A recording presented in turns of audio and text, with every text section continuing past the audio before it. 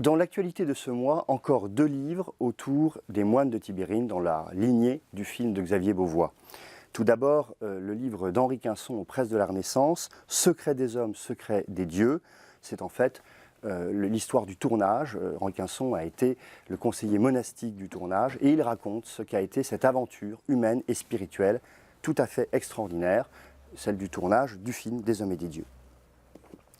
Autre livre important sur Tibérine, et je pense que c'est le livre de référence sur l'enquête, celui de René Guiton, Enquête de vérité, chez Kalman Levy. C'est effectivement un livre tout à fait remarquable pour comprendre ce qui s'est réellement passé à Tibérine. Maintenant, je vous propose que nous parlions des choses qui fâchent, avec 2 livres, dont d'abord un premier, le titre dit beaucoup de choses, Immigration, pourquoi les chrétiens ne peuvent pas se taire. C'est écrit par François Soulage, président du Secours catholique, et la théologienne Geneviève Medevielle. Évidemment, vous ne tirerez pas tous les mêmes conclusions concrètes, politiques, à la lecture de ce livre. Mais je crois que sur le plan des principes, ce livre montre véritablement quel est le regard qu'un chrétien doit avoir sur ces questions à la lueur de l'Écriture et du magistère de l'Église.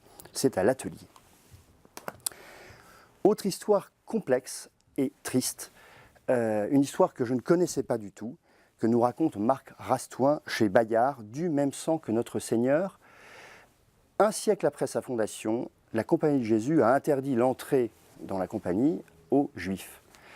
D'autant plus incompréhensible que Ignace de Loyola lui-même, le fondateur de la Compagnie, avait dit qu'il aurait aimé être du même sang que notre Seigneur Jésus-Christ. C'est évidemment très compliqué comme histoire, mais je pense qu'il est important que les catholiques puissent aborder les questions noires de leur passé. Passons à des choses plus réjouissantes, même si la souffrance est aussi convoquée, mais avec 2 très belles figures de femmes qui font honneur au catholicisme et à l'esprit chrétien. Tout d'abord, celle d'Agnès de Nanteuil, avec une biographie d'Agnès de Nanteuil chez Artege, écrite par Christophe Carichon. Agnès de Nanteuil, une vie offerte. Cette jeune fille catholique, extrêmement engagée, est rentrée dans la résistance, a été arrêtée et l'a payé par la torture et par la mort, a payé de sa vie cet engagement. Une très très belle figure à découvrir. Autre figure encore plus contemporaine de jeune fille, morte tôt, à 19 ans, celle de Chiara Luce, Maria Grazia Magrini, écrit pour Sarment Jubilé, donc une biographie de Chiara Luce, de lumière en lumière.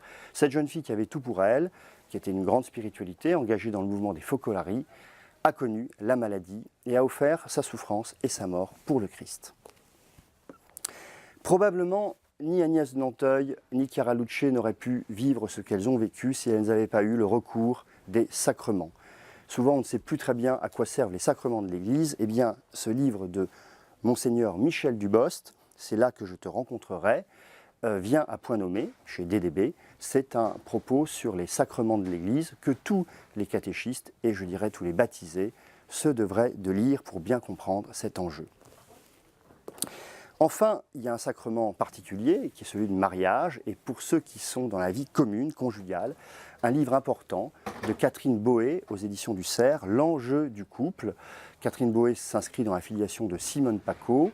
L'idée, c'est de dire comment peut-on rester unis quand on est dans le couple, dans l'obligation, je dirais, de gagner sa propre singularité. C'est un livre tout à fait passionnant que je vous recommande chaleureusement.